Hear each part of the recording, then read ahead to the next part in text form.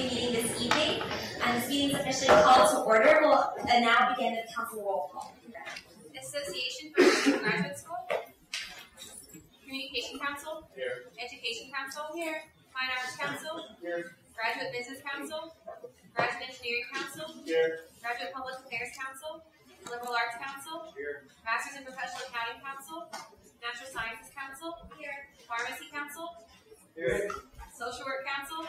Here. Student Association for the School of Information. Student Bar Association. Student Engineering Council. Undergraduate Architecture Student Council. Here. Undergraduate Business Council. Here. Undergraduate Geological Society. UT Nursing Student Association. Here. Undergraduate Studies Council. We're now going to move on to organizational announcements. It's John Horton here on behalf of University Future First Responders. I think he's coming up. Yes, here he is.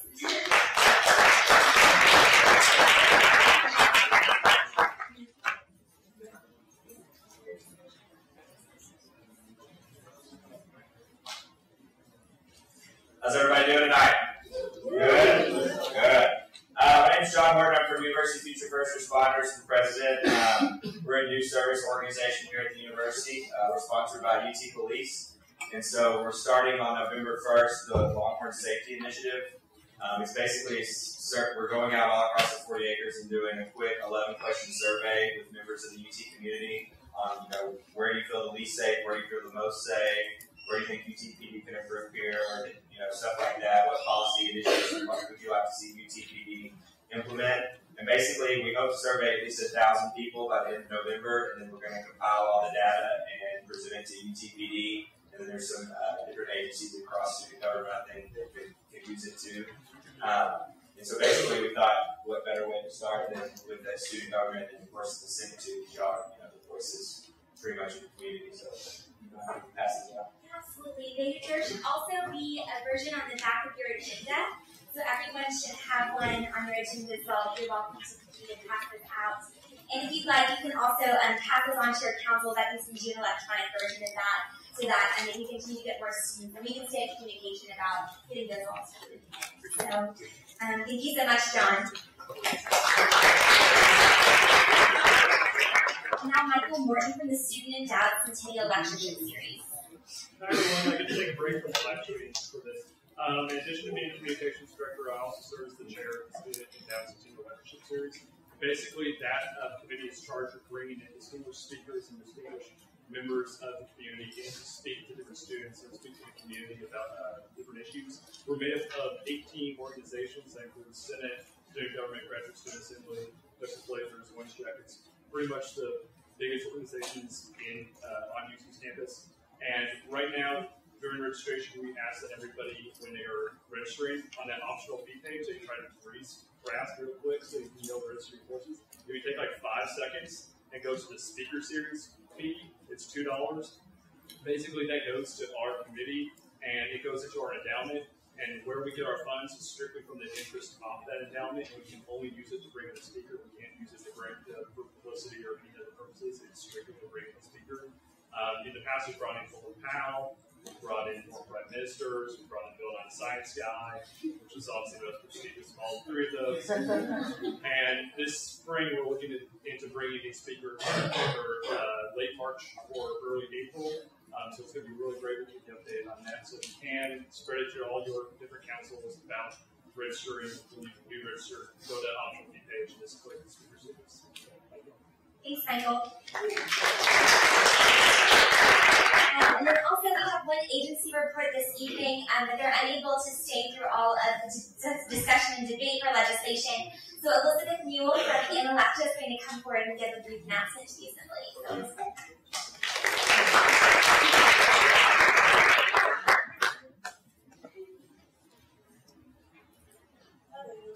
I'm the new editor-in-chief for Analecta this year, and I kind of wanted to just let you guys know kind of what's going on with us this year.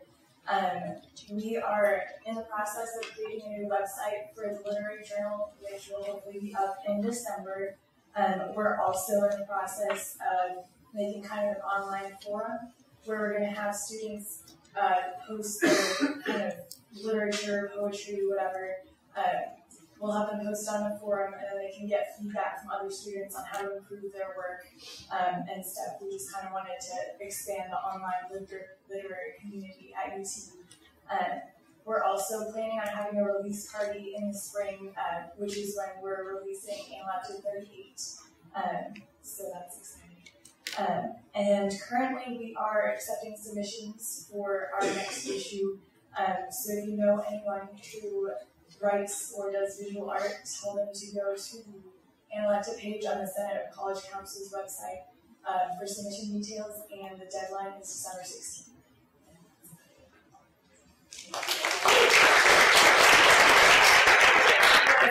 And we're now going to move on to our special report for this evening. Would members of the Faculty Affairs Committee please come forward?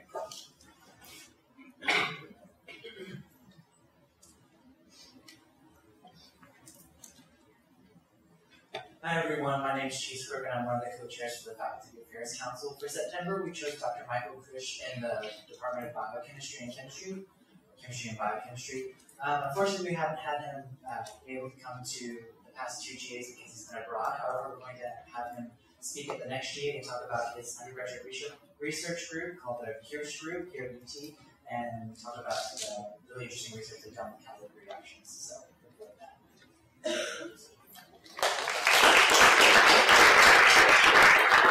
We also had a special report for legal affairs this evening, but they were unable to make it, so they'll be here next week. So, well, not next week, but the next General Assembly, so look forward to that as well. Is there a representative now from Graduate Student Assembly? All right. Is there a representative from Student Government? There's Natalie. So Natalie's going to give a brief report. Hello, everyone. Natalie Butler, Student Government President. Sorry I wasn't here at your last meeting. I was out of town, and everyone on SG Exec was busy, so I apologize about that. But I'm here this week. I'll give a brief update. A few quick things that have gone on at SG this week. We had a town hall with parking and transportation on Tuesday in this room. It went really, really well. We had a lot of just students from the general student community come and voice opinions on PTS, grievances with PTS. I think we got a lot of really good info. I have a follow-up meeting with the PTS directors in about a week to sort of talk about some of the things that we heard from the student body. If you have anything else you'd like to contribute to that, I get a lot of parking tickets and I have issues with PTS, so if you have anything you'd like me to add in that conversation, shoot me an email and let me know.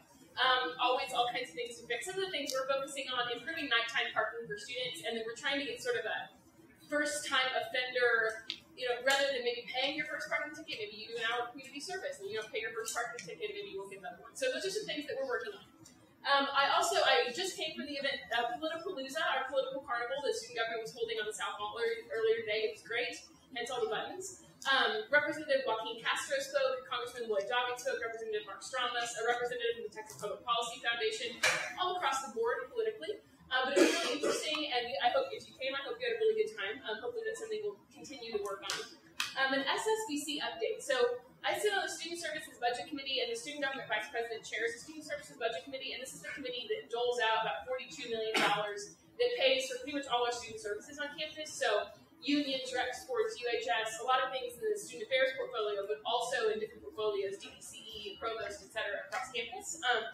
We are starting to bring in the different entities that get money from us to sort of give presentations on where they get extra money from, where the money goes, and what their priorities are for the next few years. And so it's been really interesting. If you all ever want any more details about what some of these places would do if they had lots more money, let me know. Those meetings are open. If you ever have questions about what's going on in SSBC, it's really great. Like I said, that's a $42 million bucket that we're doling out to all the student services on campus. So lots of impact on the kind of things that impact us every day. So let me know if you have questions. Krista can talk more about TPAC. UVC hasn't done a whole lot as far as deciding where spending would happen because we don't know any of the tuition numbers. What we're doing over in UVC is prioritizing capital projects for, not business council, sorry. University Budget Council. We're talking about prioritizing capital and improvement in infrastructure projects across the university for the next few years. Risk management. I'm sure a lot of Tara is here who oversees risk management, and then it's something that we're working on over in student government. If your college councils have gone through that process and you have feedback, obviously let them know, but I would also appreciate it if you would let student government know because it's something that we've been working on, trying to improve and make that more student-friendly. So if you have feedback on that, let us know. It's something that we've been in a lot of conversations about how to improve. Last two quick things. Sorry, I'm rambling. Clark Field. If you jog around Clark Field and you notice it's been under construction, it's reopening in the second week of November.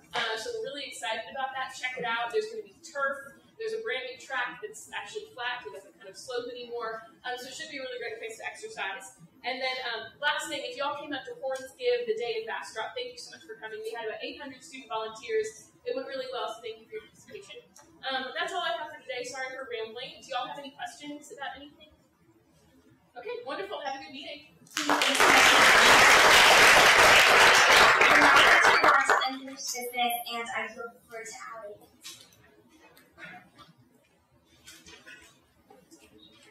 Do you have anything to present? No, the author isn't have any changes, so feel free to have active debate. Yeah, no, we'll now open for 10 minutes of discussion and debate on SR 1106.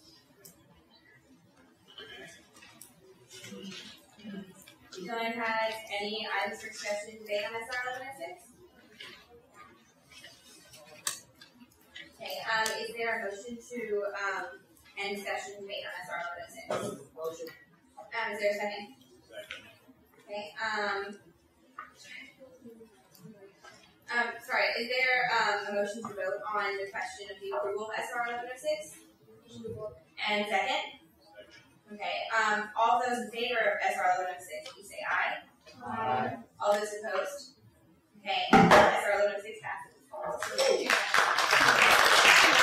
Thanks, Allie. We're now going to move on to new business. Will the authors of SR 1107 please come forward to present?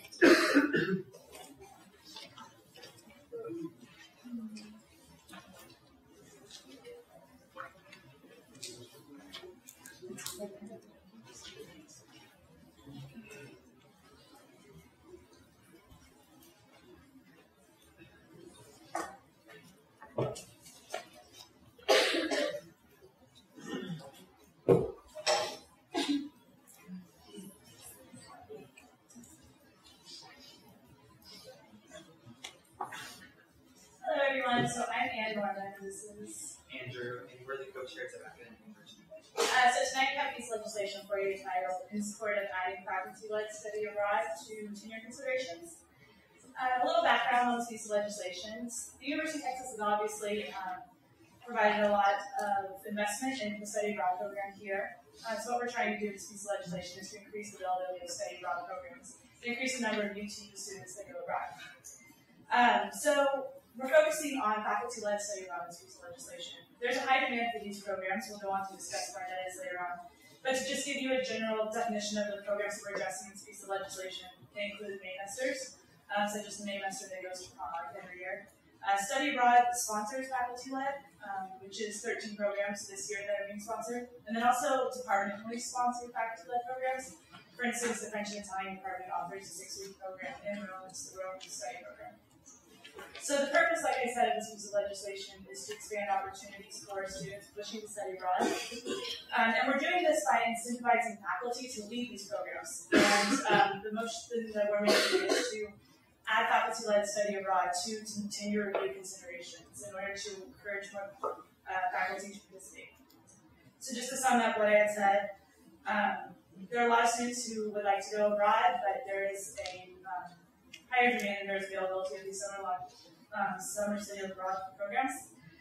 We're proposing this legislation to increase the participation of students here, and we're trying to do this by increasing the amount of faculty that participate in the summer study abroad. And so moving on to talk about the actual whereas statements of the legislation.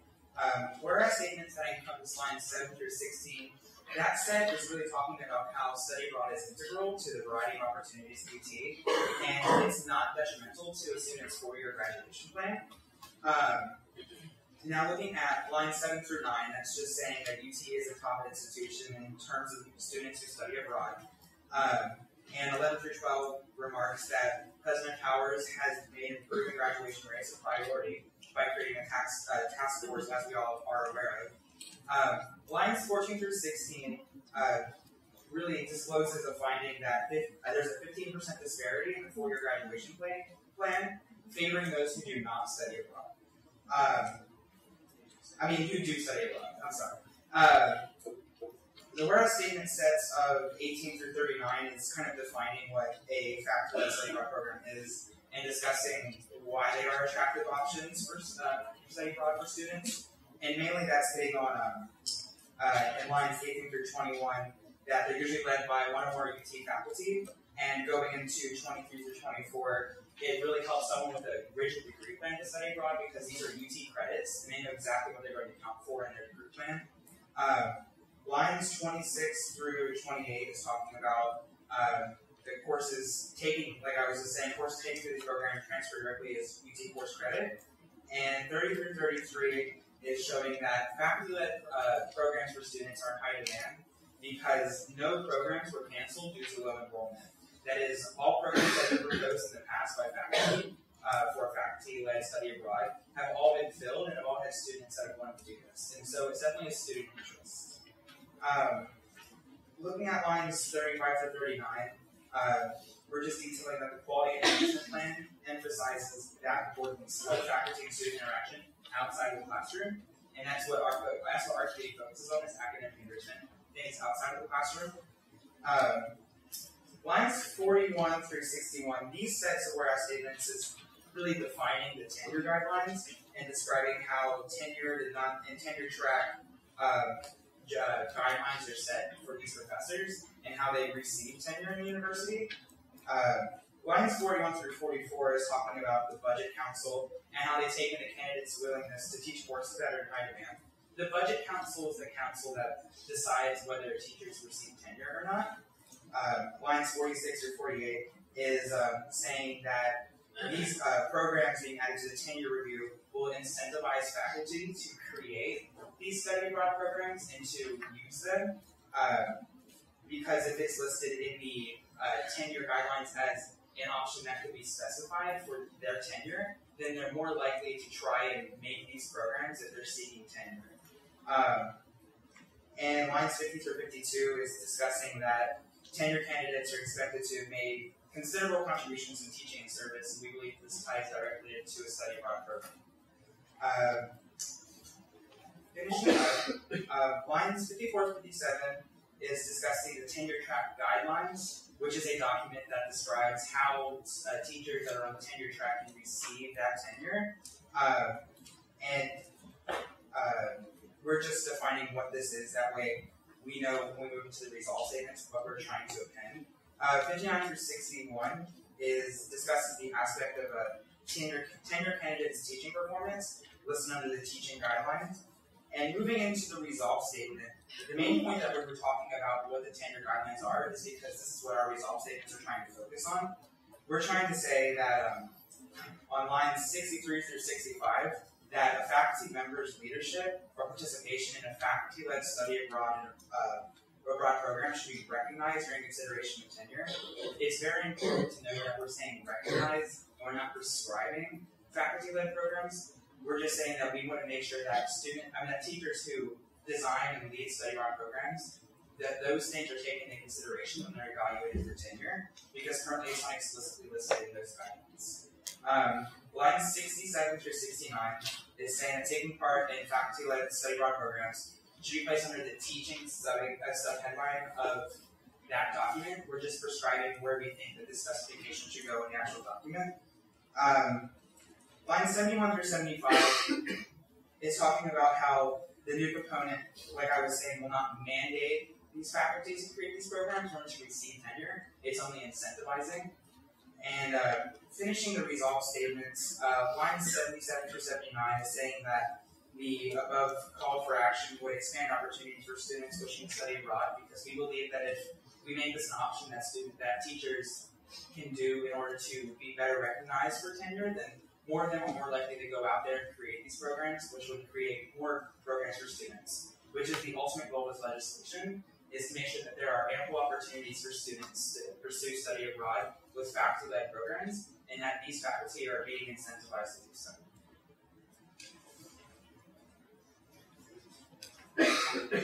Just a very quick point of clarification, the Budget Council actually helped us set the criteria a couple of years ago.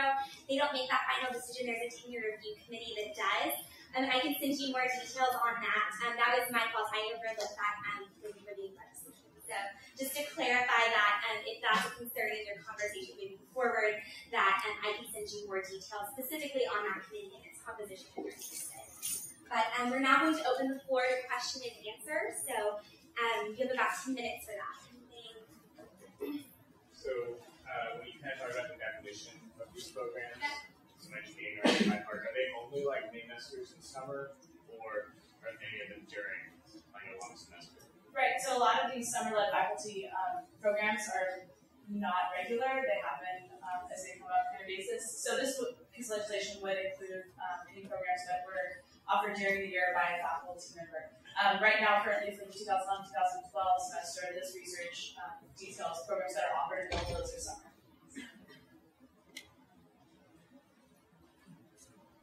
Julian, fine art.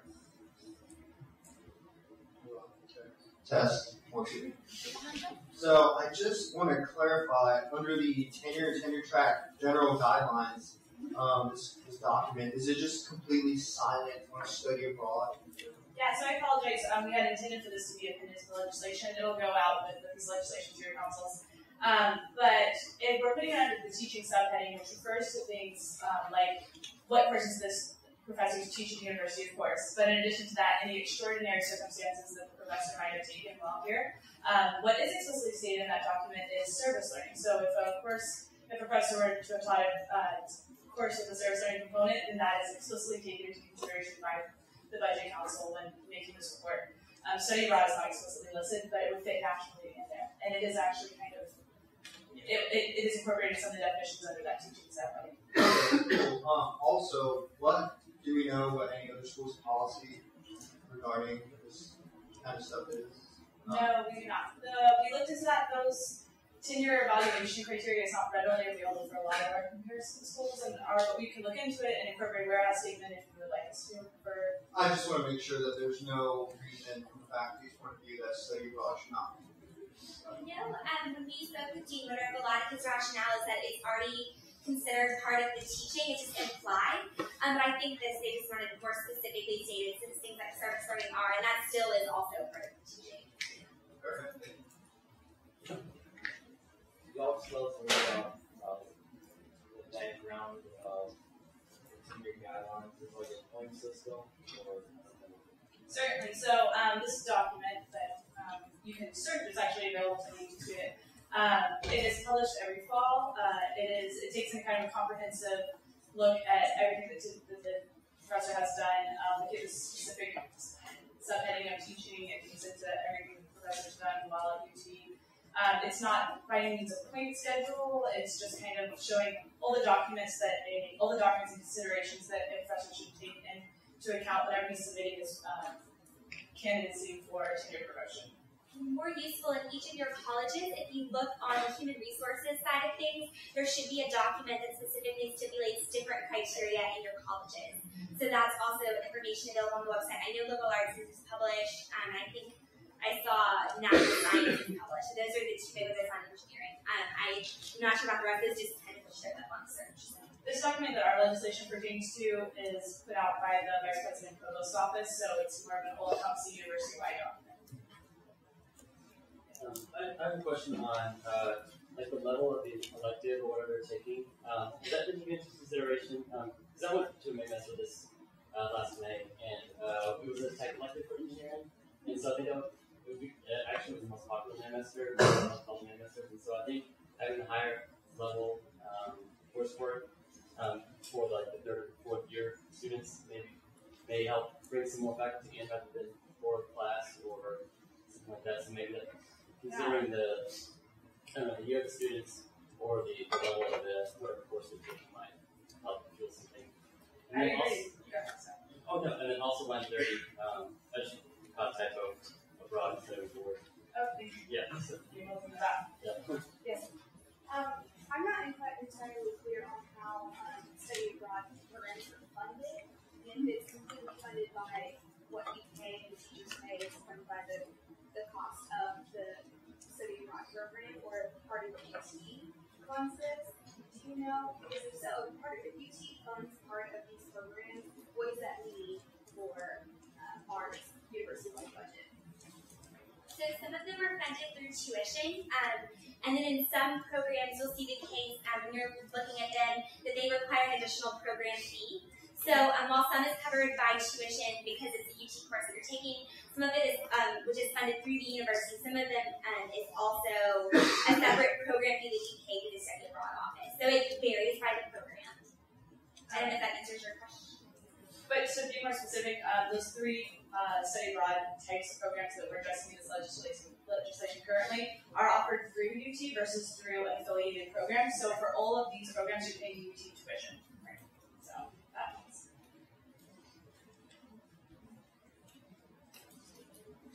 Okay, any more questions? Okay, take this. Oh, yes, Julie. Yeah, I think there might be a grammatical error on whereas 59. Yes, that was actually pointed out about 15 minutes ago. Thank you. Yeah, we'll have all those revisions for you in the next VA. Cool. Thank you so much. Thanks, Take this back to your councils, and we're now going to move on to SR 1108 with the authors of that legislation.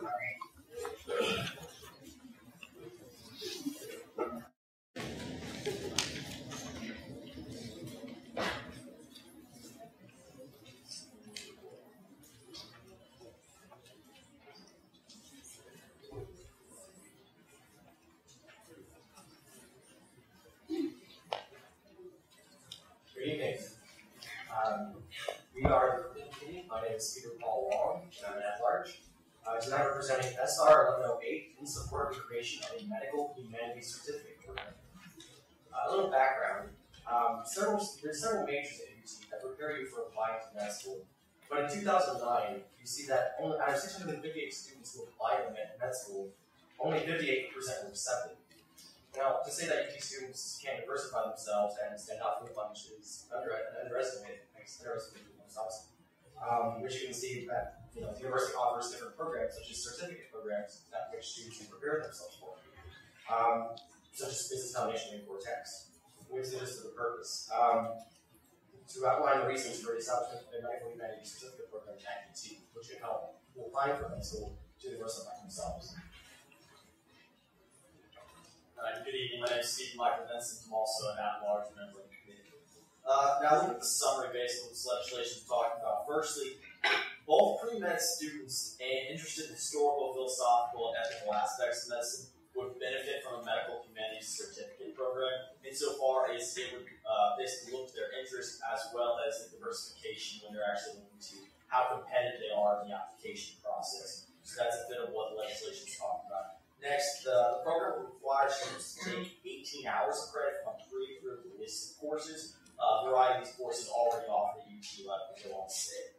And then courses for the program could be drawn almost entirely from large enrollment courses currently found in 2011-2012 UT course catalog. So what's really important to note here is that we're not creating any courses for this certificate program to actually take on.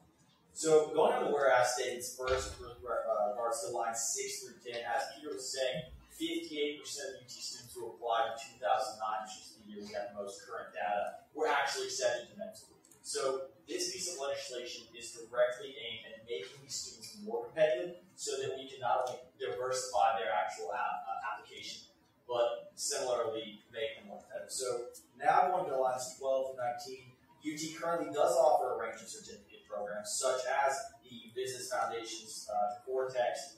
There's a variety of certificate programs, so this would also follow a similar structure when going concrete.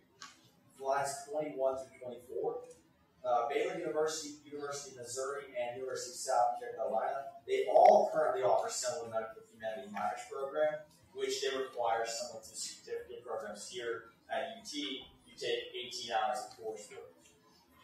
Lines 26 through 34. Many courses that could be included in the certificate program, again, we're specifically listing out here to give you a few examples that these courses actually do exist currently. The certificate program would require any new courses to be created. They're already there. Caden Kapasu, at-large. So yeah, as Steven said, most of these courses already exist in our catalog. Some of these courses are the philosophy of mind and body, sociology of health and illness, introduction to medical and scientific terms, and global health. So just to reiterate, just to make sure we're not creating any new libraries and courses, we're just categorizing existing ones. Going on to the Bridging Disciplines program, they have a specific track called the Ethics and Leadership track.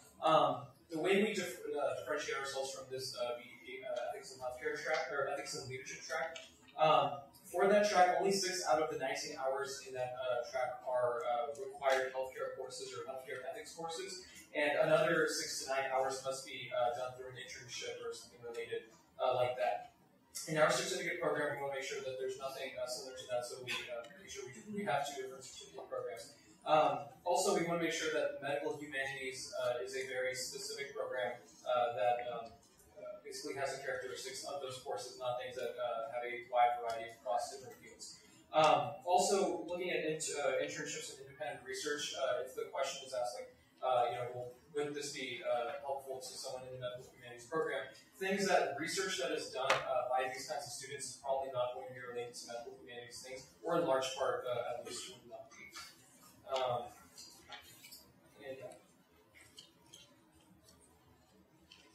Linda Sheen, at-large member.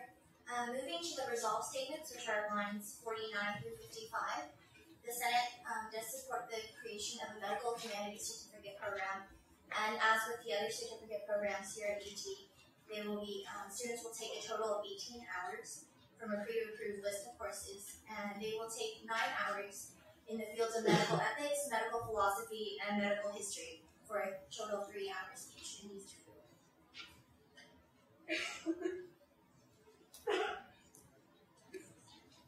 We can take any questions you have about the legislation. Yeah, it's all you. Senator Dookie, first question is that 58% acceptance number. Do we know of peer schools who have programs at higher rates, like 0? Yes, we actually do. So 58% is not a bad acceptance rate. It's above the national average of 44%. But Baylor University, which has, I guess, the closest to what we would be creating, has a very strong medical humanities program, and they have an acceptance rate of 60 to 65% every year consistently from students who graduate with medical humanities minor. Sorry, quick second question or comment. I guess I'm kind of ignorant on the med school thing. Mm-hmm. The difference between the BDP, I know you kind of outlined the difference between the BDP ethics and healthcare and this, but from a med school's perspective, how, like, in the trenches are they going to need to see the difference? Because, like, if I were looking at an application, I would kind of see ethics of healthcare certificate and think a lot of that. I'm curious if that differentiation is there. You know, I'm not sure how much they would look into it. I'm certain that Texas medical schools, which where a lot of our UT students are applying to medical school, would be more aware of the difference. But I think the difference really lies more in the students who are choosing between a medical humanities certificate and a Bridging Disciplines program. I think an important point to consider is that the course work itself is significantly different. So when the review committee is going to look at an application, when they look at the transcript, they're going to see more courses in that area than they would otherwise. So that's one way that you can differentiate even if they didn't have it. Makes sense. Yeah, I guess I have a question. So I think everyone knows that I am in the minority in thinking that it's okay to stay 5, 6, 7 years. But since we're talking about 4-year graduation right now, how do you think this certificate program, on top of all of it being pre-med, would affect graduation rates? Well, I think it would require them, obviously, to take extra hours, but I'm not particularly concerned about it. I think this is for the student who has a sciences major, is a biology pre-med major, as opposed to somebody who's doing an English major or a government major and is also pre-med, because this allows them to diversify. A lot of people successfully do certificate programs on top of a major. It happens all the time with business foundations. So I think it's not really going to have that much of a detriment on 4-year graduation rates, because the person who's going to apply to medical school is going to be prioritizing their first work anyway. It's also an elective. They don't have time for it, then theoretically they wouldn't take it. I think it's a great idea with this aspect. We get our students more connected with their schools. But I'm kind of curious to see why not just schools, because there are other schools and it seems like this certificate would be beneficial for them too. So, is there any way you can change up the language, or are the courses just? I mean, I don't see how the courses can just be particular to medical students. So, is there a way to just include other health professionals, like people who are going to optometrists? Yeah, I apologize if we've been throwing around the term pre-med. We intended this to be for really anybody who's interested in medical humanities in general. Was there a particular whereas statement where you felt we could change the language to be more explicit? I mean, from the beginning, when we start with acceptance rates in medical school, it sort of seems like it's geared to pre-med students. So I would suggest changing health professions, students interested in the profession of healthcare, and just it kind of broadens it up for everybody. So yeah, we do. Just real quick, I'm piggybacking off of his question. I wasn't sure.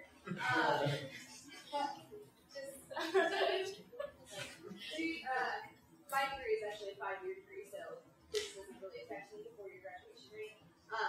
But I was wondering, do you know how the business foundation actually affects the graduation rate? I think it would be interesting to look into that and see how this would further affect graduation rate for pre-med or health students. No, I don't have that. I don't know that information off the top of my head, but we could include that. Look into it and see how it affects and get back to you. I mean, another thing to consider is I think the students who are going to med school already are going to be the most motivated students at the university. They're not going to be the students who probably have trouble planning or deciding what they want to do. And the other thing is having to go to medical school after you graduate is a pretty good incentive to graduate on time. Since you're going to be in school for another. That matter, pharmacy or nursing. yeah, I was just going to answer the question. I think people would apply for the certification program apply for schools, and I don't see nothing in the promotion going on because once you're applying to one of these schools, you want to separate yourself from the rest of the people. And this is something that definitely makes sense. Can I make a comment on that also? My roommate's actually graduating in 3.5 years, and she did business foundations, which is 18 hours on top of your coursework. So it's definitely, it shouldn't be a problem.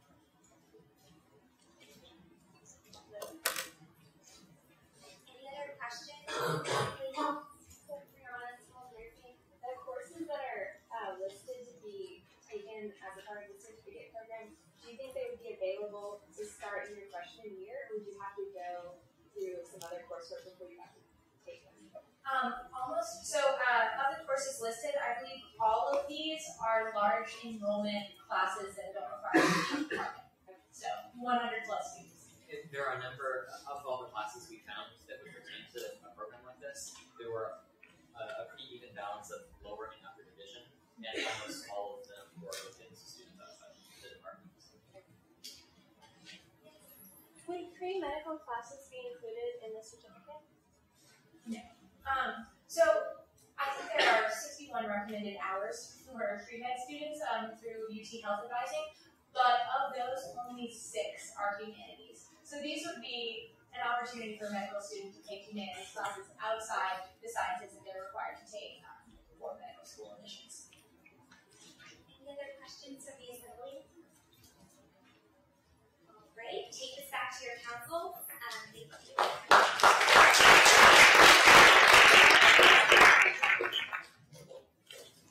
And we're now going to move on to SR 1109. The authors of that please come forward. The resolution that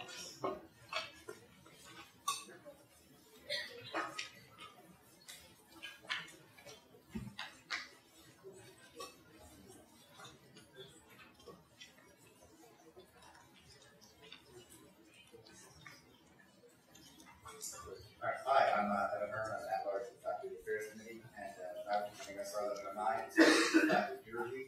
So, just some background on this legislation. As of right now, the process that the professors are reviewed by here on campus is inconsistent or even non-existent in all the different colleges. And 11 of our comparison schools actually require review at every department level on their campus.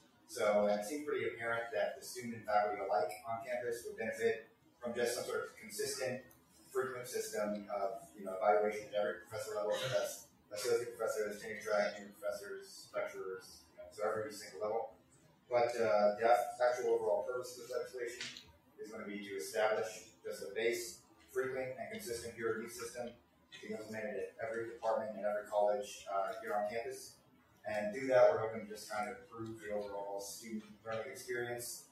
Because this consistent peer review system is going to take into consideration, factors like various improved teaching and technological methods, things like that. So we're hoping to do that. Hello, another review at large. So in summary, what we're recommending is that there be a more frequent and consistent. A more frequent and consistent peer review system be implemented for tenure track, tenured professors, and associate professors and lecturers. And we're also recommending that the exact methods of implementation be left up to every college, individual department, and college throughout the university. And so moving on to the whereas summaries. In lines 6 through 8, whereas 1 through 3, the University of Texas at Austin strives to have the best faculty possible, and the Boyer report states that the goal of each research institution is to provide a campus that nurtures the exploration of each member through a disciplined culture of excellence that requires accountability. So there's research showing that this is like something that's needed. And whereas 4 through 6, a method to foster faculty excellence could be through frequent, reported, and constructive criticism. Professors would be aided through this criticism of their peers and provided with feedback that helps to create a best quality learning environment for students. And then whereas 7 through 8, course instructor surveys help to voice the opinions of and education experiences of students, and peer reviews would provide a more a cushion sort of to this and provide additional feedback to these surveys and a more complete record of professor performance. And like Evan said, currently 11 of the 12 comparison schools for UT require peer review, and a consistent method of peer review isn't used in every college here. And so moving on to lines 10 through 13. It notes that campus environment should nurture and encourage creativity for all members.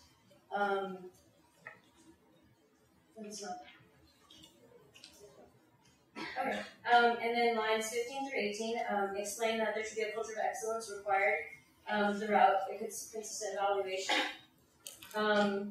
Moving on, lines 23 through 26 state that the peer review system should basically create a constructive teaching culture for all that would support both professors and students.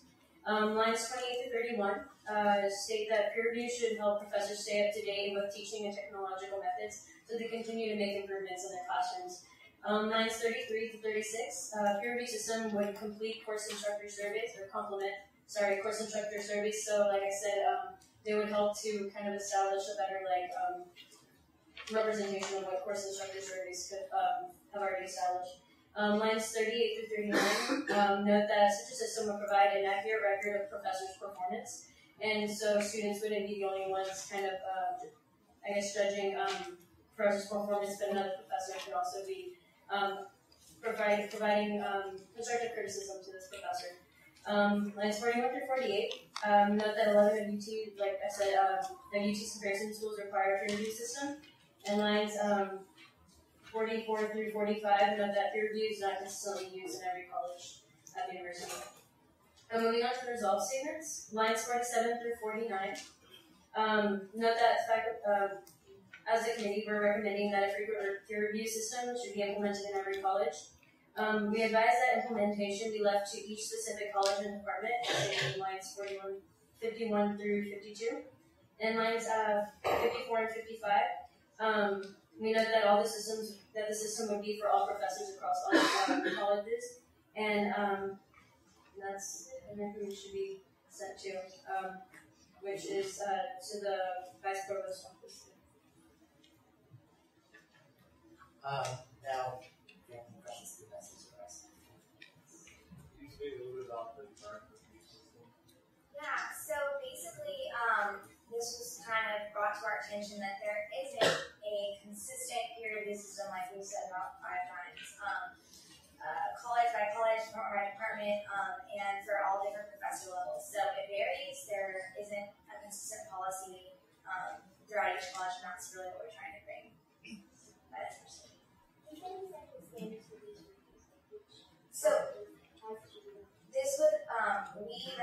medicine specifically left up to each department at college because it kind of varies per college, per department on what they think is important. So we're going to leave that up to the college departments. However, faculty council was to say that they felt something was better, of course, would be open to suggestions. I'm just a little confused because you said that one of the things is that not consistent, but it sounds like, and I agree we should be in support of this, but it sounds like what we're recommending is that we're in support of it, but not it's still not being consistent.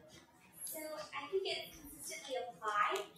In terms of the consistent method, those kinds of questions are, should people in, let's say, history evaluate people in philosophy? Like those methods of who should evaluate who should be up to the college. But things like, should it be consistently applied at every level, should be a unified policy. Okay. Maybe the wording is just yeah, absolutely.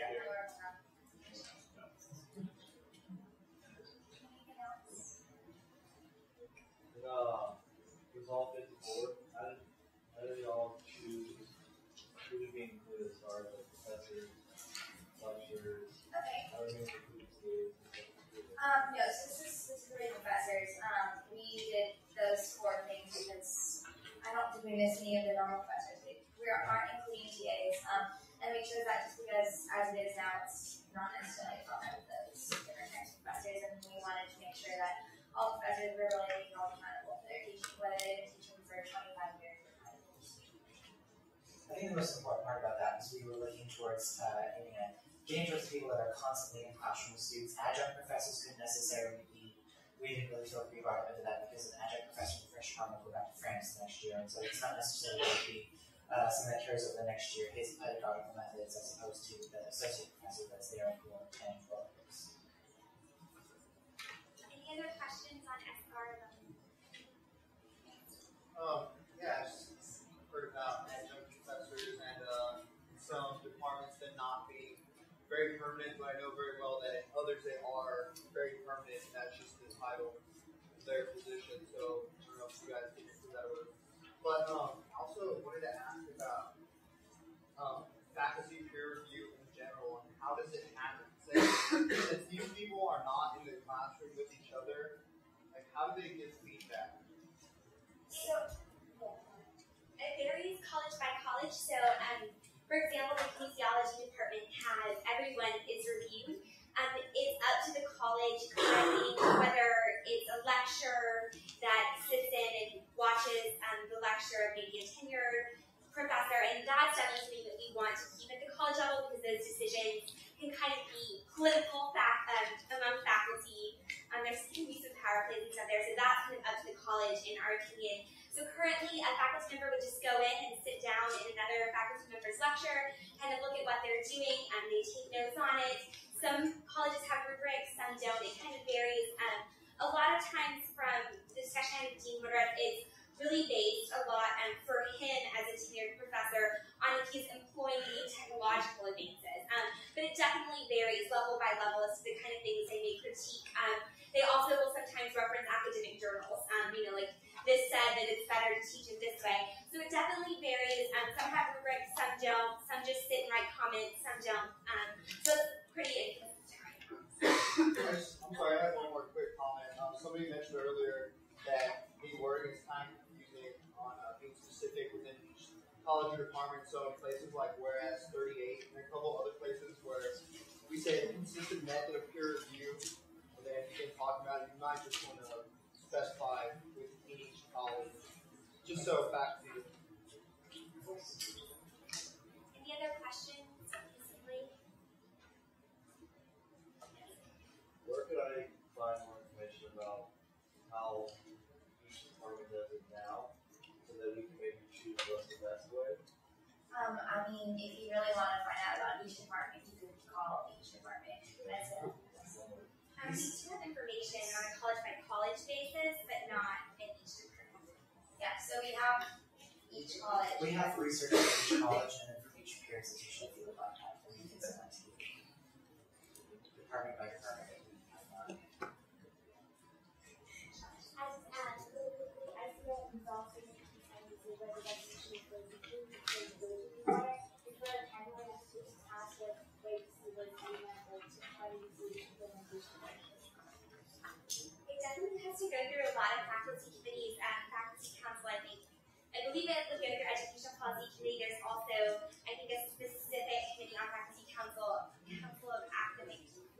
something like that, that it would have to go through. So it's truly not really up to us in the end, as those policies aren't. So it just depends on the timeline of those particular committees. But we can definitely provide you with more specific follow-up on who it will go to and maybe how it would get on your agenda. I can figure that out.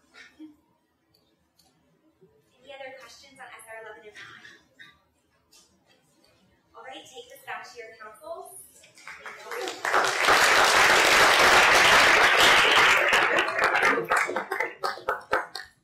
All right, are there any other agency directors here to give reports? All right, seeing none, we're going to move on to our council spotlight for this evening. Jody John from Pharmacy Council is going to give a brief spotlight for his council.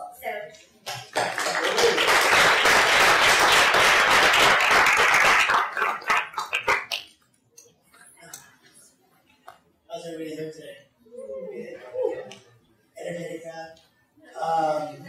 I didn't want to bore y'all to death with rants, so I put some slides together for y'all. Basically, if you don't know, we have pharmacy school at UT.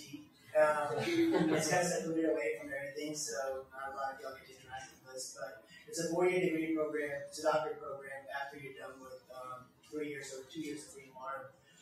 Just curious, how many of y'all are pre-pharm? Okay. We can go to the next slide. So this is the basic breakdown of the organizations that we have within our college of pharmacy. Student Government's Pharmacy Council, and we have 13 different organizations just within our college. We have 3 organizations that are there for they're practice organizations, which are on a national basis.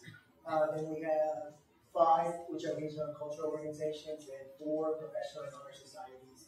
And we also have a graduate student body, which is students who are doing their doctorate in like clinical pharmacology, pharmaceutics, and pharmacokinetics. So not the pharmacies that we deal with. So those are the 2 organizations down there. So next one. The practice organizations, like I said, are national organizations. We have 3 of them: APHA, NCPA, and SSHP. I know this isn't meaning to you, but these are acronyms for long organizations. And each college of pharmacy within the nation has one, and we're just a part of that big branch. And these are normally the bigger organizations in our college. And these organizations have anywhere from usually about 125 students in each organization. And APHA is sort of like the bigger organization, which encompasses all areas of practice within pharmacy. SSHP is hospital pharmacy, and NCPA is like community pharmacy. So those are 2 realms you can go to as a pharmacist later on. Then we have our cultural and regional organizations. We have SNAPA, which is an organization which is dedicated to supporting minorities within pharmacy.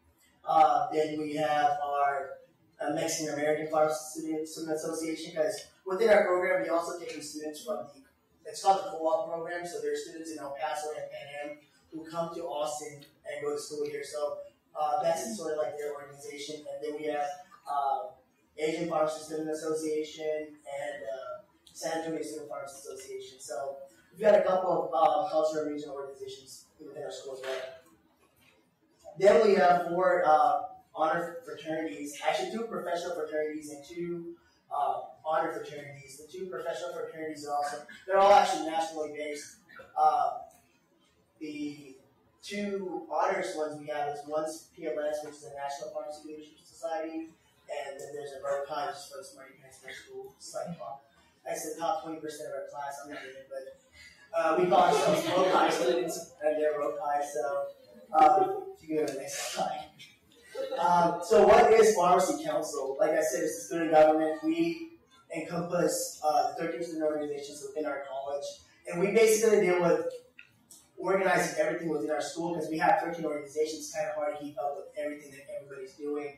We're sort of like the umbrella organizations for our school. We deal, there's class, so in pharmacy school, it's a 4-year degree, like I said. There's the first 3 years you do at your school, it's just classes, and the last year you go out and do rotations at a hospital or a community pharmacy.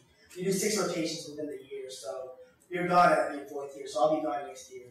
So we have representatives from there. We have 3 representatives from each class who serve on our council, just to voice opinions of each of their classes. And then we have 2 representatives from each organization that I mentioned earlier on our council as well. So our whole voting body consists of 56 members. That quorum is 29. Then we have, can you go back one second? Sorry. So one of our biggest projects for this year was Project Collaborate. It's our community service program, and we go out into the community and do health screenings for patients. Actually, you can go to the next slide.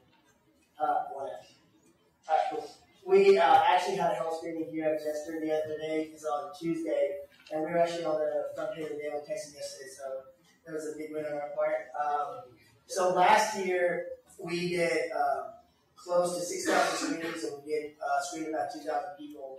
And this year, we have grown a lot, and we're already sitting at 1,000 screenings. 1,000 patients we've already screened, and this is only halfway through the semester. So we've grown a lot, and one of the biggest things that council is proud of is collaborating with nursing students in social work. Social work and nursing. Yeah, so we've partnered up with the UTNSA and ANGS and School of Social Work, both graduate and undergraduate students, and we've been working. They've been coming out to our screenings, and it's been going really well. So, like I said, health professions is not just being a doctor; it's more. And it's just funny how that was brought up today, but we're all here to help our patients. So that's what we do. If you go to the next slide, go after the last person. Yeah. So basically, pharmacy council is just there to represent and advance student interests at the University of Texas and the Austin College of Pharmacy. That's what we do. And that's it. Does anybody have any questions for me? Since there are no pre-pharm students in here, I would say that, yeah. Hope I can invite you.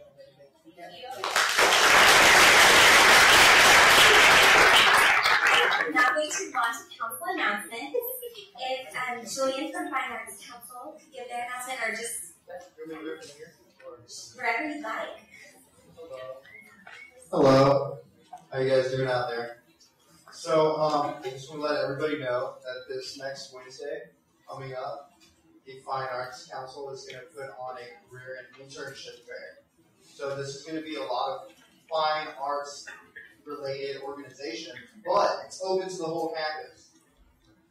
ACL, live music, anything like this. If anybody is interested in working in the entertainment industry in any time in life, this would be a great thing to come to and get your resume out there. There's also lots of internships that you can do while in school or right after school. So it's on Wednesday.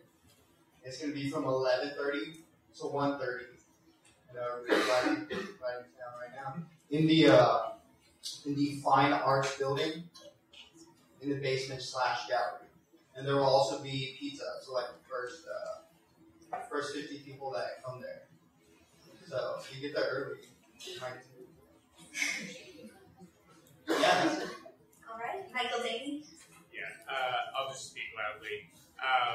Business Week is coming out November 14th through 18th, so there will be more information about that. But the things we wanted to put on your radar, MBA for a Day is on Monday, November 14th, and it gives you the chance to follow an MBA around, go to the classes, talk to them about what the program is like and career opportunities. So I'd highly encourage you all to look into that at texasbusinesscouncil.com. We're really trying to expand its reach this year so that we reach not only undergraduate business students looking at those opportunities, but more importantly, other UT students, because a lot of future MBA candidates are not undergraduate business students. So we really want all of your students to come take part in the event. So that's November 14th, and then our next VIP speaker is that night, the CEO of Dr. Pepper Snapple in this building. So we'll with that. Do any other council have announcements? All right. Also, kind of on that same note, everyone should have received the council newsletter, which we're doing every other week, and it was sent out this week on a Tuesday. If you're not on that list, just let me know, and I can add you. You usually won't receive too many more emails if you're on that one. And then, so also just let me know if you have events for that as well. They'll mostly be from Senate Reps meetings as well as President's meetings, but if you have things, just let me know. We're going to move on to executive reports. I don't have anything in particular this evening, but I did quickly want to touch base. I know if you look at the legislation for tonight, SR 1107 and 1109 both seem as if Senate's dictating faculty policy. So I wanted to briefly touch on that. In both of those, we felt as if there was a strong tie to the academic experience that it provides for undergraduate students. So I know this has come up in the past, and I know it didn't come up during question and answer, but I just wanted to make myself available to all of you if you have questions in particular about those two pieces of legislation in that regard, and I'd be happy to help out, as will any of the other authors. So we're now going to move on to our membership director, who will go through At-Large of the Week. Hey guys, outreach and development is 2 for 2. If Neha would please stand.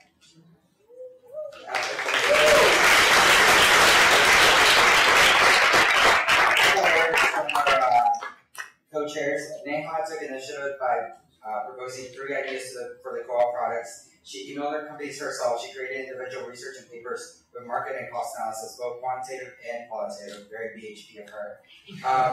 Neha has also made Senate a huge priority, and her initiative is a perfect example of how an at-large idea can turn into an amazing place, not just a project. Hulan, which is a co-op representative, was very impressed with Neha and her enthusiasm and expertise on the products. So, At-Large of the Week.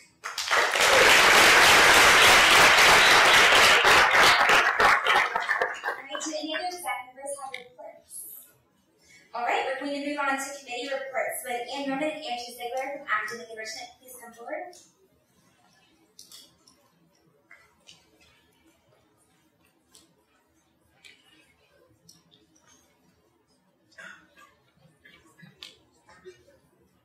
Hi, my name is Maria Varenga, and I'm an at-large member of the Academic Enrichment Committee. So this past semester, we've been working really hard on the Back Monday initiative, and our last Back Monday is this coming Monday, Halloween. And so it's going to be October the 31st on the West Wall. And moving forward with the map, I know we've been talking about it for a long time. You've heard the map thrown around for this entire semester, basically. We're at the very end of it. It's very exciting. It's going to be mounted in the PCL in the map room on the first floor. Not many people know about the map room, but if you just go downstairs, there's a whole room dedicated to maps, and that's where it's going to be mounted. We're having an unveiling ceremony for it on November 14th at 3 p.m. And everyone is invited, and we are going to be sending out invitations, so be checking for those in your emails. They'll be sent to council emails, so then anyone in the councils are very much welcome to come. And shout out to Business Council for helping us with that. They really dedicated to supporting us, and they promised to have some people there. We're really looking forward to having them. So thank you. And if anyone else, we should look forward to seeing some of you there. And this is open for everybody. So thank you so much. Also, fun fact, apparently the PCL map room is one of the largest map collections in the nation. So if you want to see that too, you should come. But are there any other committee reports? Ryan Hirsch and Danny Zhang from Undergraduate Research.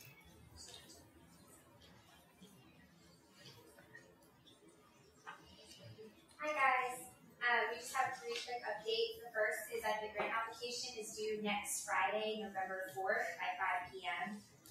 And then Jamie's going to give an update about the Research Student Advisory Council. Yeah, I'm going to apologize for my attire first. It's not very casual. But our side, Research Student Advisory Council, we kind of touched on last GA.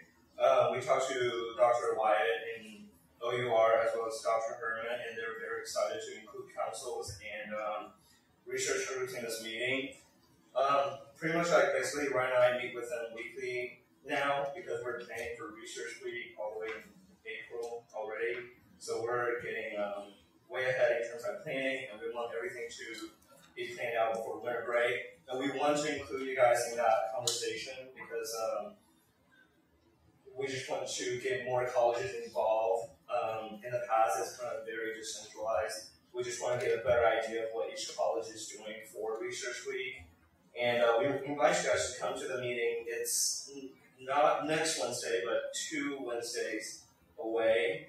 We will send out reminder emails the weekend before. So if you can make it to that time, please send someone from your council to come because we think this is a very important conversation to have with the Office of Undergraduate Research. and a formal invitation will be sent out this week. And then the last update is on our research certificate legislation, SR 1104. We just want to give you guys an idea of what we're doing, what we've been working on the past 2 weeks. So we've been examining various degree plans in every college and school to see how feasible it is. And for us, it has been, and we're going to be meeting with administrators very soon. And we are also coming up with a lot of really important questions to ask them in terms of what courses would be optional through the program, and if course redesign is possible, and just matters like that. So again, we'll be in touch with you guys. We're going to approach our councils individually throughout this process, so you'll see more of us. Thank you.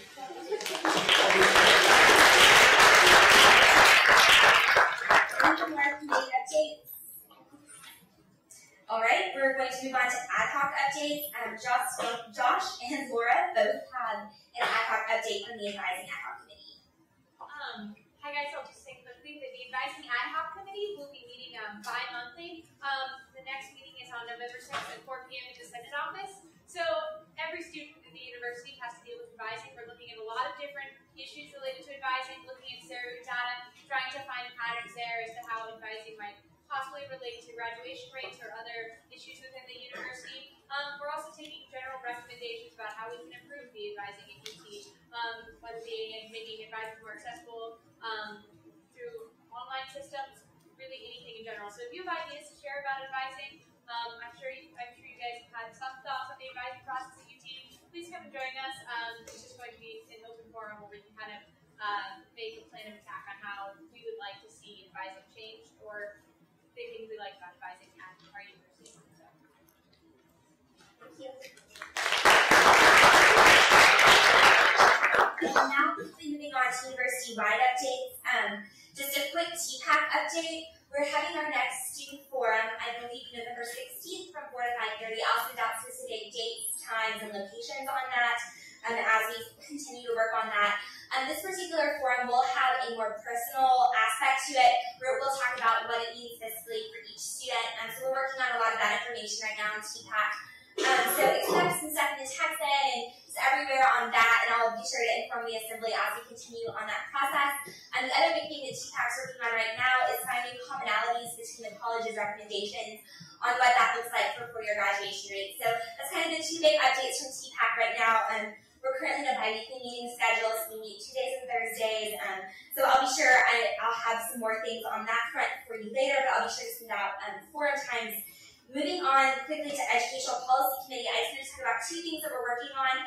The first is the conversation about course instructor surveys. I know all of the presidents and Senate reps had that discussion. So that'll be a continuing project that Josh, Ali, and Reed Long and I sit on that subcommittee. So I'll be sure to update you as more happens there. The second half of that was brought up in the president's meeting about the peer review component of writing flag courses. This is now kind of engaging into a battle with faculty members. A lot of faculty don't like it. So it was really great to hear from all of the students that y'all were in favor of this. So I'm continuing to kind of fight for that at the table. So I'll keep you updated as those conversations continue. There should be a few follow-up questions at the next president's meeting, and we'll also reach out to some Senate reps and financial directors on that in y'all's respective meetings. So more on that later, but that's kind of a little bit of a disagreement right now between faculty and student wants. So that's kind of all I have from Educational Policy Committee. I know Chase has something from University Library. I'm just going to stand up and talk right here. So a quick summary about University Libraries. It's 8 faculty and 7 students. I sit down with Kendra, Chris, and Alex Question-Jones. We've had 2 meetings. We're going to have one tomorrow. And we've had some discussions about the usage of stacks and actual library space and getting more students into the library. Last committee meeting, they talked about the online services that they provide to students and making that more known, especially to students abroad. They also brought up the map. They're really excited about that.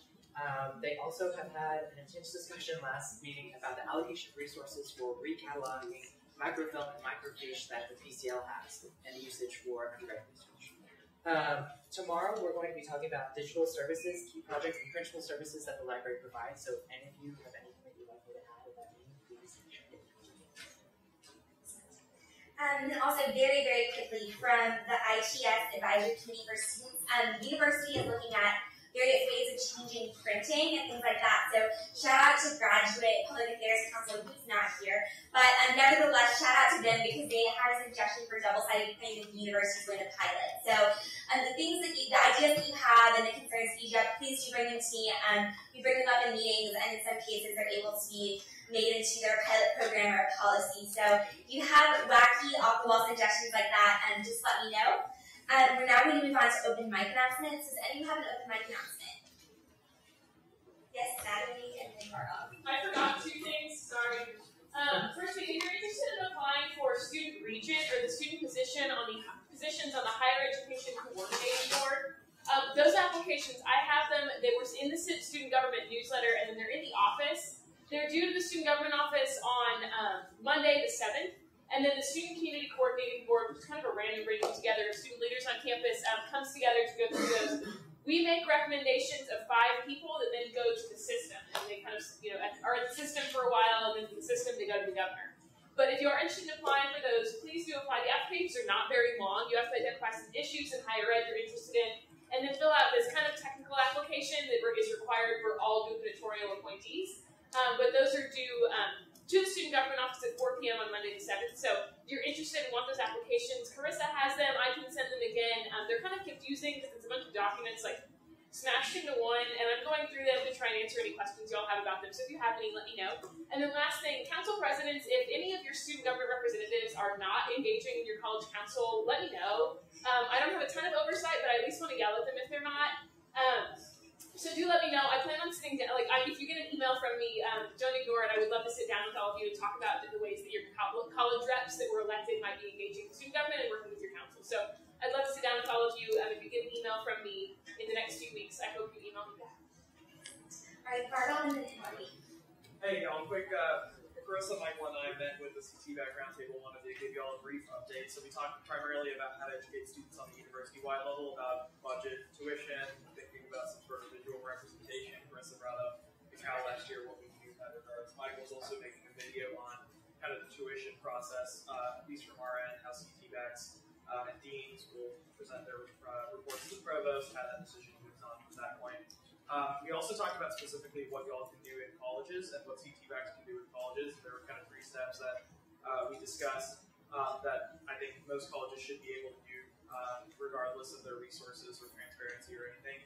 The first is to present to y'all's council. So as council heads, please make sure that you're engaging with your CTBACs. Make sure that they're coming out to your councils, and that's kind of their first point of student feedback. The second is that they can always have an email address through which they solicit feedback, and the third is just host a website, whether it's through their college blog or college website, through your council's website. And we always have, Michael's been helping out a lot of the CTBACs as well, post information on the Senate website. So please coordinate. A lot of your presidents are sitting on the CTBACs, but please coordinate with your CTBACs and make sure that they're following through.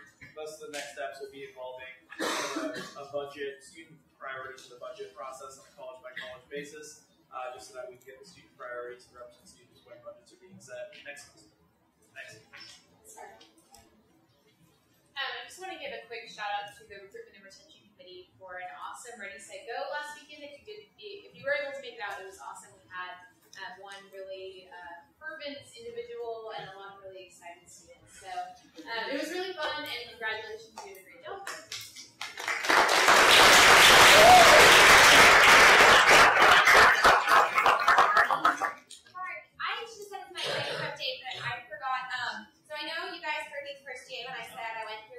Legislation and followed up on it. So for a lot of them, that's actually available online now. If you look, there's like a link that's done as follow up, and like as I get them done, I'm sending it to Michael. So shout out to Michael for getting them up there. But now you guys can look and like contact me about any of you have questions on or something. So if you're excited about a piece of legislation and you're really eager for us to follow up and maybe you want to help us with that process, our doors are open. So any other open mic announcements? Alright, moving on to afternoon eating, it will be a mellow mushroom. They do karaoke on Thursdays, so Bardon has a really great singing voice. So if you're interested, please do come out to that. Is there a motion to adjourn? Is there a second?